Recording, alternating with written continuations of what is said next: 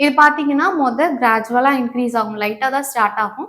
அப்படியே பார்த்தோம்னு வச்சுக்கோங்களேன், ரொம்ப ஹெவியா வந்து எனக்கு வலிக்க ஆரம்பிக்குது அப்படின்னு சொல்லிட்டு சொல்லுவாங்க.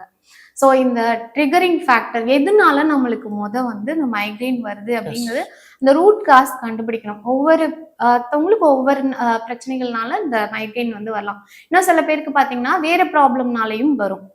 இப்ப சைனசைட்டிஸ் இருக்கு, சளி தொந்தரவுகள் இருக்கு அப்படின்னாலும், அதோட சேர்ந்து பார்த்தீங்கன்னா, இந்த மைக்ரேன் வர்றதுக்கு சான்சஸ் இருக்கு.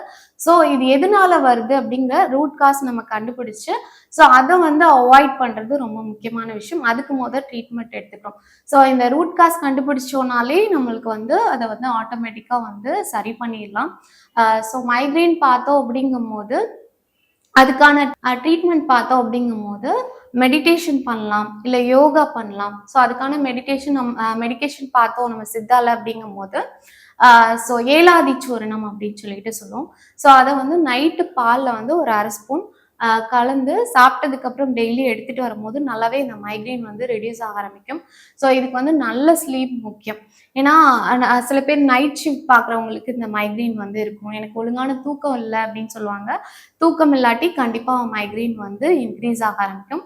ஸோ அதேபோல தண்ணி குடிக்காம இருப்பாங்க. ஸோ அதனாலயும் வந்து மைக்ரேன் வரலாம். ஸோ அந்த ரூட் காஸ் கண்டுபிடிச்சு அதுக்கான ட்ரீட்மெண்ட் எடுக்கும்போது, அத அவாய்ட் பண்ணும்போது ஆட்டோமேட்டிக்கா அந்த மைக்ரேன் வந்து சரியாக ஆரம்பிச்சுரும்.